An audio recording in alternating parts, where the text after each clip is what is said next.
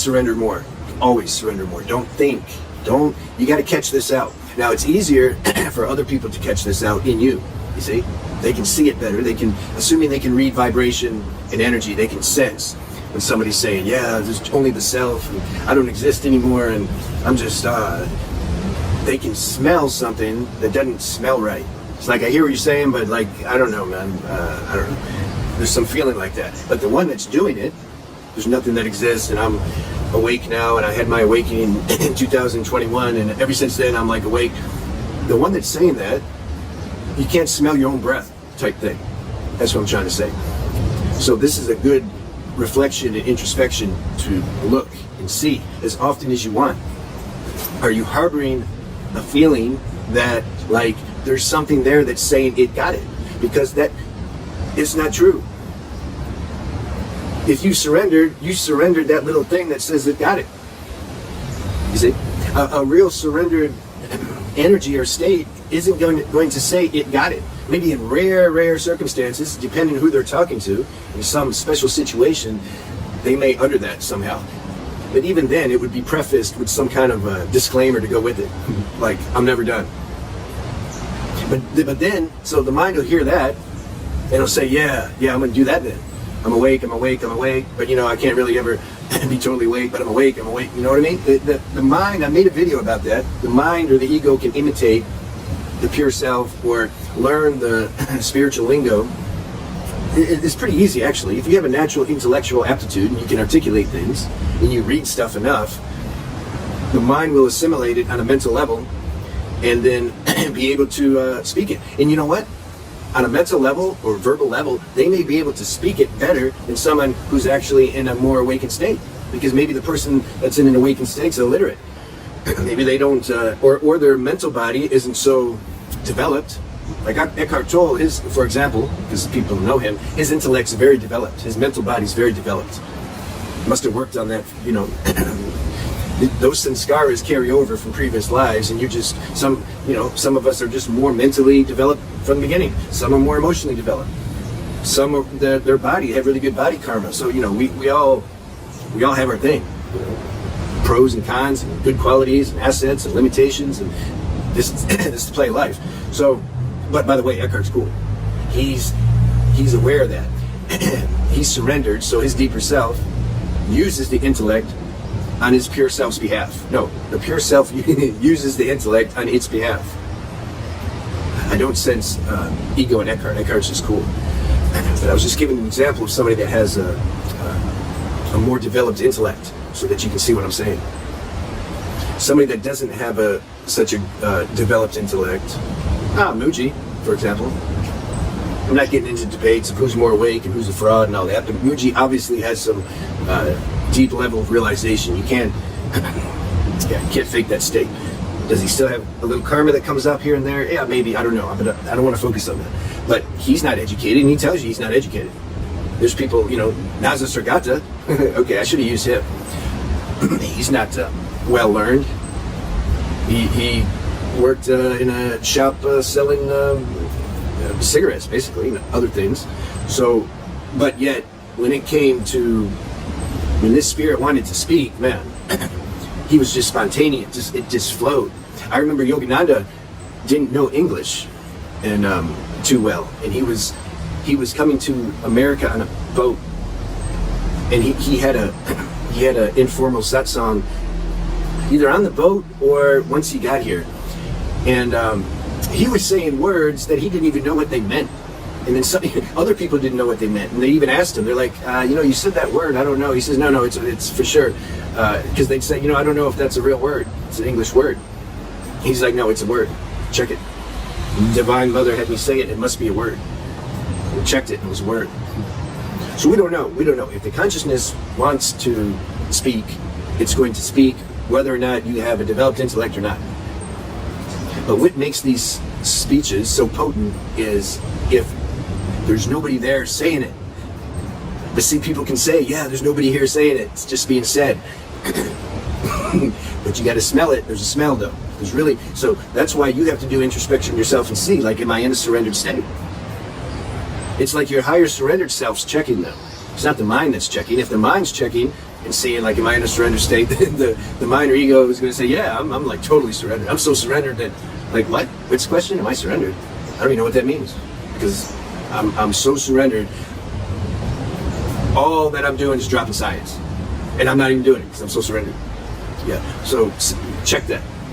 And even if you're not, I'm saying, like, this is a good spiritual exercise to do, even if you're not like so-called teaching or speaking or anything, just in your daily life, just check. Or if you have discussions with your friends or people that ask you questions, if they're having a hard time and they ask you a question, just check and see what's responding. Is it coming from, or is there somebody there that's responding? Is there an idea there that, oh, I can help them, oh, here's a good opportunity for me to shine, I can show what I know. Here, let me tell you how it's done. See, what you do is you realize nothing exists. You know, where are your words and energy coming from? And you check that, and just keep checking it. See, this is a strong spiritual exercise. You want to keep checking that. Is there somebody here that's speaking, or have I surrendered? Now, of course there's going to be something there that's speaking. This is the game of life. This is why the whole non-dual thing gets blown out of proportion. They just think nothing's there ever. Well, there's something there to say nothing's there, right? So the consciousness retains this virtual reality equipment and software so that it can speak on the consciousness's behalf. Consciousness doesn't have a form or a mouth or an intellect or emotions or anything. How's it going to speak? So it like buys this, doesn't buy it, it makes the virtual, the VR equipment, and then puts it on. But for a while, it's like back in the day they had Nintendo, right? Now they've upgraded PlayStation 1 and 2 and 3 and 4 and I don't know. Oh, now they got the new Odyssey, something VR Odyssey, just keeps going. So see, consciousness keeps upgrading its software. So what does it mean, upgrading? It identifies less with the software. Now here's the thing, here's the nice thing. It's like the consciousness has to earn the next upgraded software. It doesn't have to buy it. Now in this body, in this world, we have to save up the money to buy it. It's a different kind of payment though for the consciousness. When the consciousness doesn't identify with the certain level of VR equipment it has anymore, then you say the source gives the consciousness a higher upgrade of VR equipment. See, and so then it can flow even better. These are some of your favorite spiritual teachers and masters, and they're charismatic because they have high-tech VR equipment that they can only get when they fully like outgrow the previous equipment, VR equipment. This is an analogy. You get it? So it's like there's something there. The consciousness is aware that there's something there that's speaking, but yet the consciousness isn't identified with it, and it's not holding any kind of subtle feeling that this is me sharing, this is me dropping science. Even if that sensation was to maybe come up, like, damn, like something was saying some really good stuff. You can feel something gets maybe a little excited about that, because you might surprise yourself sometimes when you talk. I do. Especially I like when you guys remind me of the jokes I tell. Then sometimes I'll go back and watch it. It's not a joke, it's just some funny line. And I start laughing too. Yeah.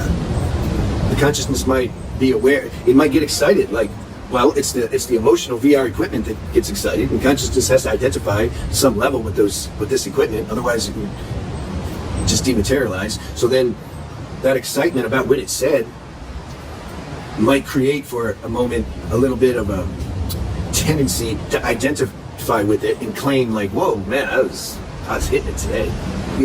But see, if one has a true sadhana, and this happens through evolution, you catch that.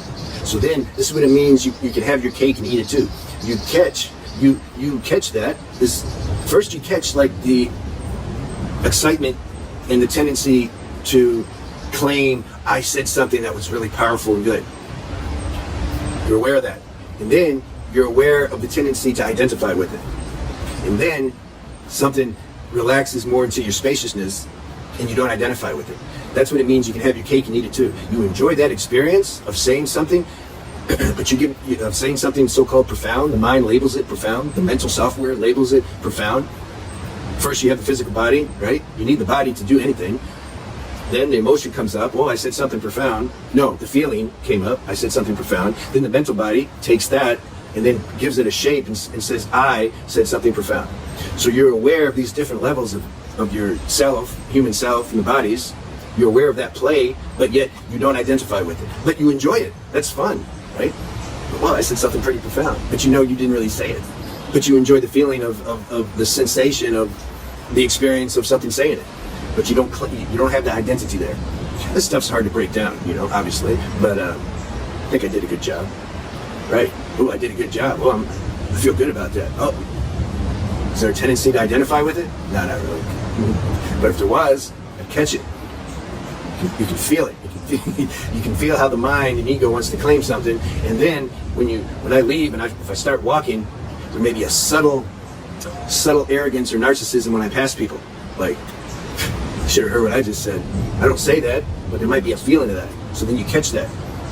But if you don't identify with it from the get-go, that won't happen. But if that happens, that's cool. You catch it. Oh, whoa, narcissist. Okay, ego is hiding in there somewhere. Good one. Thanks, ego. I like having you with me. Keep testing me. Bring it. That's all you got? That was easy. I figured that out really quick. You need to bring some bigger guns, you know.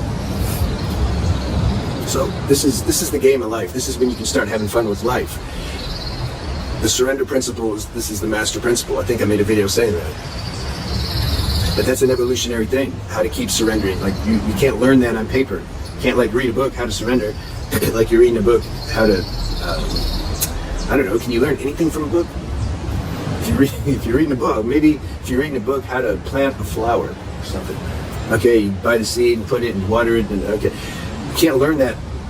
There's not a systemic process with surrender. It's consciousness, the localized consciousness that's learning. And that learning is taking place, you can say, in the pure consciousness. The pure consciousness is a space it created. It's the same consciousness, but it decided to dream a little bit. And in that dream, it's a separate consciousness. And that consciousness is like learning all these things, evolving, so that then it can merge back with its own self. This is the game. And you don't want that to stop. There's no final destination to that. Because like I said, you just blink out. There'd be no more nothing. So all these people saying like there's nothing, there's no consciousness, it's like where's the message? I don't understand what are you getting from that? Because people watch that stuff, you know? I'm glad when they reach my channel, they're already hip to the fact, they're already questioning it. I've had people tell me, like when I talk to them, if we did a consult, they'd say like, yeah man, I used to be like that. I'm like, really? Man, you sound like, you're not like that now. They're like, no, I'm good now. I'm like, yeah. I'm like, how could you, how? I want to interview them. Like, how could you be like that? Or how could you think that all that stuff was like true? How are you feeding off that? How does that feel good? What are you getting from that? When somebody just keeps telling you nothing exists and you don't exist, and like, what does that do for you? How does that, yeah, let me know. Just leave a comment and tell me how that's like good. Yeah, and don't you know that you must exist to say that you don't exist? It's cool, man. Like, consciousness is having fun. And you know what? We got to go through that a little bit. I never did it on that level at all. I mean, we all have our own little spiritual quirks we got to work through. That's part of the deal too. That's why, like, when you understand that, you don't like get mad at people for doing something you think they shouldn't be doing. You understand, like, you have compassion automatically. It's not a passive-aggressive compassion. Did you see that video I made, passive-aggressive spirituality? You're not like, oh, you know, don't do that. Somebody does that, that means you have it your own self. when you have that kind of cynicism, I'll pray for you, poor soul. You have the same issues they have somehow. Otherwise, you know, it's not true compassion. It's like this, I'd rather you hit them or something. That's more real. That's what I'm trying to say. All right. So, oh, listen, if you are a girl and you resonate with this energy that's being shared, I made a special channel for you guys, girls, like a week ago. It's called Divine Femininity. So you can see that. I also have a true mental health channel. It's for people who have maybe some mental imbalances. So we address that. And then for the guys, I have a semen retention channel called Beyond the Alchemy. So you can see that one. So I like to address these different categories because it makes the main channel, the spiritual channel, it's more easy. It becomes, because we address this earthbound stuff that needs to be addressed. You can't just bypass that stuff, you know. I mean, you can try. I guess that's part of the deal too. Keep trying.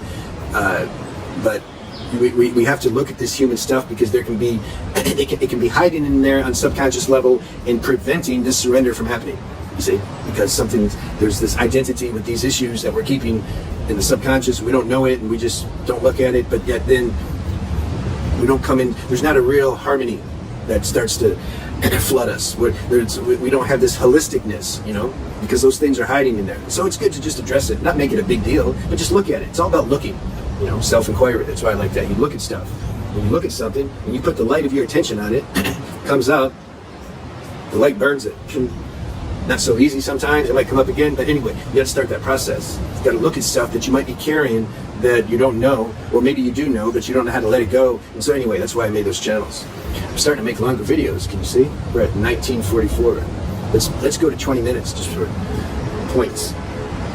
So leave me any questions you have here. I like your questions, and I like the people too. You know, others. If you see somebody's question and you feel you have experience with that and you can help them, just answer them.